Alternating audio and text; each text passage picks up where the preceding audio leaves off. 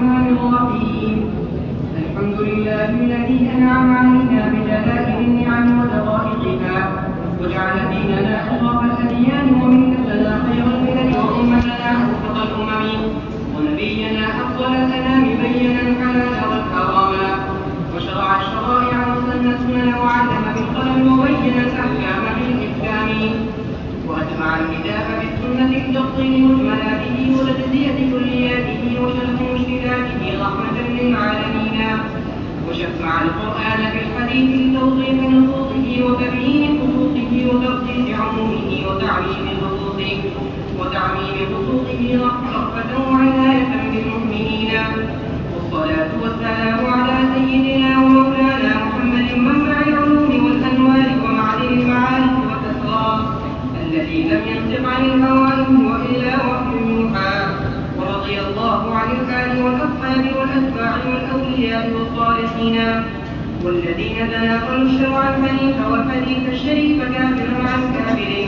إلى أن وصل إلينا مفهوما عن التبديل والتحريف. أما بعد، فإن أفضل الحديث كتاب الله، وأحسن الحديث هدي سيدنا محمد صلى الله عليه وسلم،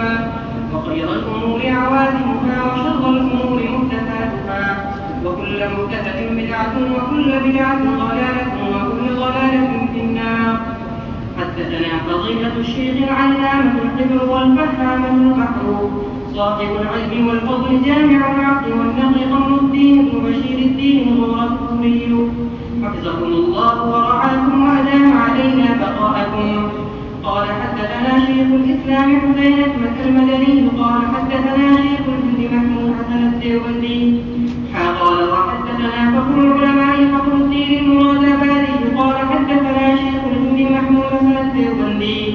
قال حدثنا قاسم العلوم والخيرات الشيخ قاسم النانوبي عن الشاعر الغني المجدد الدهلوي عن الشاعر محمد إسحاق الدهلوي عن الشاعر العزيز المحدث الدهلوي عن مسند الهند محمد أكمل الشهير بولي بلال بن عبد الرحيم الدهلوي قال حدثنا الشيخ أبو طاهر الكردي قال حدثنا الشيخ إبراهيم الكردي قال حدثنا الشيخ أحمد القشاشي قال حدثنا أبو الواجب أحمد بن عبد القدوس الشناشناني قال حدثنا شمس الدين محمد بن الرملي قال حدثنا شيخ الإسلام زين الدين زكريا بن محمد الأنصاري قال حدثنا الشيخ شهاب الدين أحمد بن علي بن الحجر العسقلاني قال حدثنا شيخ إبراهيم بن أحمد التنوخي قال أبو الحباس أحمد بن أبي طالب الحجاج قال حدثنا أبو علي حسين بن مبارك الزبيدي الحنفي قال حدثنا عبد الأول بن عيسى الكربي قال حدثنا أبو حسن عبد الرحمن بن مظفر بن محمد الداوودي قال حدثنا أبو محمد عبد الله بن أحمد السرخسي قال حدثنا أبو محمد عبد الله محمد بن يوسف الكربري عن مؤلف الكتاب أمير المؤمنين في الحديث الإمام الحافظ الحجاج عبد الله محمد بن إسماعيل بن إبراهيم البخاري. نفعنا الله تعالى بعلوم هؤلاء الشيوخ الكرام وفضيلتكم أجمعين آمين يا رب العالمين. أنه قال باب قوله وأما